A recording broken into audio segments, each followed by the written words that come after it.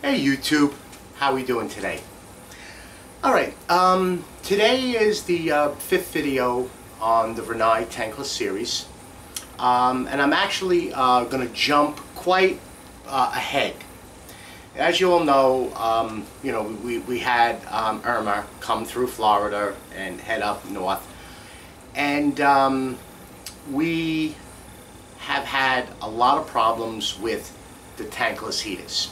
Not so much being damaged, more so for surges and power. So today, what I like to do is go over two things.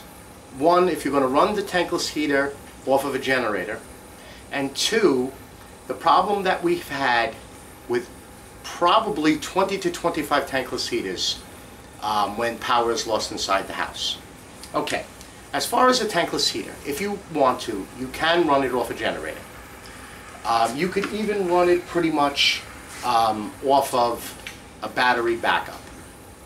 But if you have a generator, what you want to do is you want to have the generator started and running for at least 5 minutes before you plug the tankless heater in. And also any other electronic. Because when you start up a generator, and if the tankless heater is plugged in, what's going to end up happening is you're going to get a surge from inside of the dynamo in there, and it can fry the PC board, which we've had. Because when we've gotten to jobs and we've asked these people after diagnosing what the problem is, okay, you have a generator, what did you do? Oh, I had a bunch of stuff, the refrigerator, the coffee maker, some fans plugged in. Well, when they went back outside and restarted the generator, the surge went in and burned out the PC board. So you want to have that generator running for at least a few minutes, then plug in the tankless heater. Now, also what's going to happen is that your customers or you may end up running your generator and doing that, but you're going to forget to unplug the tankless. Because you don't run the generator, you might plug the refrigerator in and let it run for 2 hours. Make some coffee, do something with charging batteries, and you can plug the tankless in. But people forget to unplug it, and then you're going to start up the generator a few hours later, and the surge is going to get into the generator, get into the tankless heater. Now, that's more so for an interior tankless, because an interior tankless, if you saw from my first video, comes with an 8-foot leader plug out of the bottom of it. An exterior tankless heater, you have to wire. Now I'm going to take you outside to my tankless heater. I'm going to show you what I did. Last year, when we had Matthew come by, my tankless heater was hardwired in. And I had to disassemble all the electric and put a pigtail on it to plug in my generator. Also, the only damage in my house was my tankless heater. And I purchased another one. I'm going to be swapping it out. I'll show it to you as we walk by. But let me take this off the stand here. I'm going to bring it outside and show you what I did. Give me a second here. All right, let's do a quick walk. There's the new tankless heater. Right now I have it, got some chewing gum on it. Let me take you out here quick and show you. Okay, this is what I did.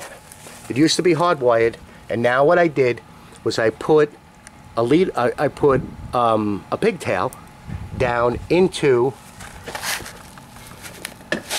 an in-use cover and plugged it in. So now what I do is, if I needed to, unplug it, plug it into the generator, and now I can operate the entire tankless heater. All right, let's get this back inside, and we can go on. Now, as far as if you do have a storm, now this does not necessarily mean a hurricane. This doesn't, you get a snowstorm. If you lose power, I highly, highly recommend either unplugging your tankless. If there's a switch or a knife disconnect, take it out, or shut the breaker off. Because just say it's going to be off for a few hours, and then a pole came down or a transformer blew up.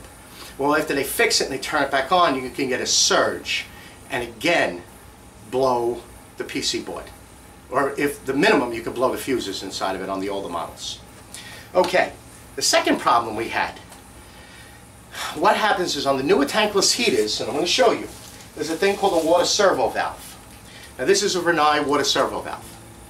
Basically what this does is there's a propeller in there, and as the cold water enters, it ramps up at speed, which step fires the burner.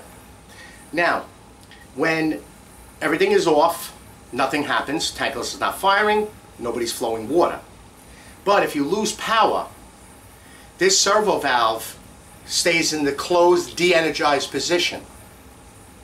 Now, when it's normally plugged in and there's power getting up into the PC board and through the circuitry, this stays open.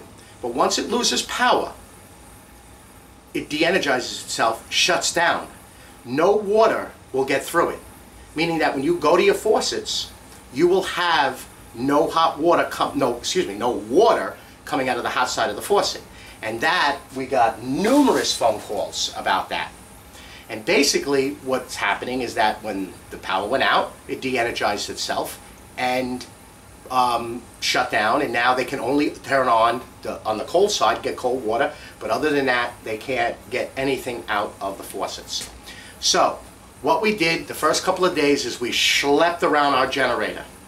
And what you have to do is you have to energize the tankless heater, just for a few seconds. Now that's also what you have to do when you service these.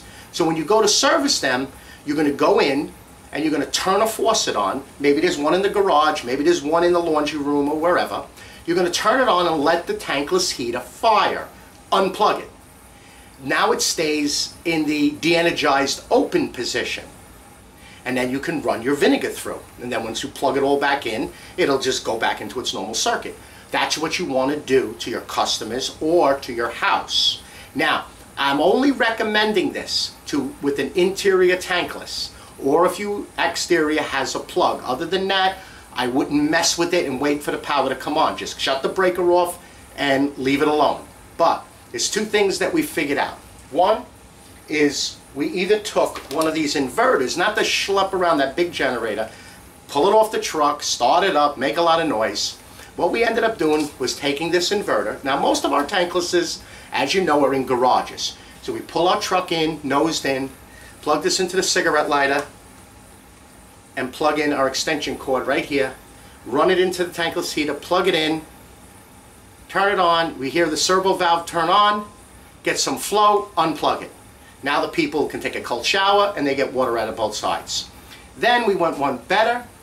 I ended up taking this booster, this jumper, and it has, well, this is where you charge it, and it has, it tells me what level I have, turn it on, and I plug this in to here, and then plug the tankless in, and I don't have to schlep a big cord in. But most of the time, it's only like a 25-foot cord. This thing works the best. It's made by Rigid. It's an RD97-100. Now I'll put all the model numbers in the links below. But this thing is probably 20 bucks. Where this thing's going to cost you over $100-something. It's great to have. Your truck dies, you can boost it right up. But this thing, you can give it to your service trucks, or if you pull your car in your garage, just plug it in, plug your tankless in, let the servo valve turn on. You can actually hear it, or turn the faucet on. You get water out of the hot side, unplug it. It'll stay in that de-energized position. Okay, so just remember, let your customers know. And my daughter made, probably 100 and some odd better calls on Friday before the storm was going to hit, to unplug or shut off the tankless heater. Just so that, and that's when the power is down. So once you lose power, then tell your customer or you do it. You don't have to do it as soon as, there's threatening of storm, you'll have no hot water. So you could do it once you lose power, and that's lose power for anything. You realize that it's one of those outages where it's only going to be an hour or two, it should be fine. But once you lose that power, unplug it. Once you get the power back on, plug it back in, and it'll save a lot of heartache. Okay? I hope this was informative, and if you liked the video, please like and subscribe, and I'll see you all on the next video. You have a safe and productive week. Bye-bye.